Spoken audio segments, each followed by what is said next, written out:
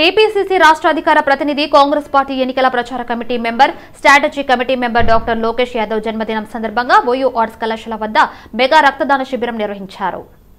తెలంగాణలో ఇప్పటికీ తలాసేమియాతో రక్తహీనతతో చాలా మంది పేదలు చనిపోతున్నారని ఆవేదన వ్యక్తం చేశారు. అలా ఎవరూ మరణించవద్దనే ఉద్దేశంతో ఈ రక్తదాన కార్యక్రమాన్ని ఏర్పాటు చేయడం జరిగిందని లోకేష్ యాదవ్ పేర్కొన్నారు. తన పుట్టినరోజు సందర్భంగా రక్తదాన శిబిరాన్ని ఏర్పాటు చేసిన విద్యార్థులకు, విద్యార్థి నాయకులకు కృతజ్ఞతలు తెలిపారు.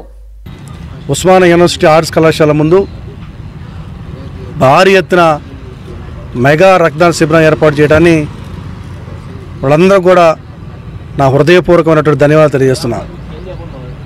ఈరోజు తెలంగాణ రాష్ట్రంలో వందలాది మంది, వేలాది మంది నిరుపేదలు తలసేమియాతో, రక్తహీనతతో చనిపోతున్నారు. దాన్ని దృష్టిలో పెట్టుకొని ఈరోజు మానవ జీవితం మొత్తం కూడా యాంత్రిక జీవితం అయిపోయింది.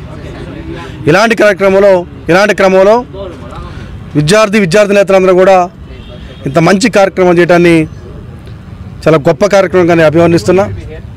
అదేవిధంగా చదువుల తల్లి, చదువుల తల్లి, తెలంగాణ ఐకాన్, ఉద్యమాల పురిటిగడ్డ అయినటువంటి ఉస్మానియా యూనివర్సిటీ చదువుల తల్లిలో ఇంత మంచి కార్యక్రమం చేసి మా అందరికి కూడా విద్యార్థి నాయకులుగా తీర్చిదిద్దినటువంటి ఈ ఉస్మానియా యూనివర్సిటీలో నేను ఉద్యమాలు చేస్తున్న క్రమంలో తెలంగాణ రాష్ట్రం కోసం ఎన్నో కేసులు అనుభవించి, జైలు జీవితం అనుభవించి, జైలు గోడల ముద్దాడిన సందర్భం.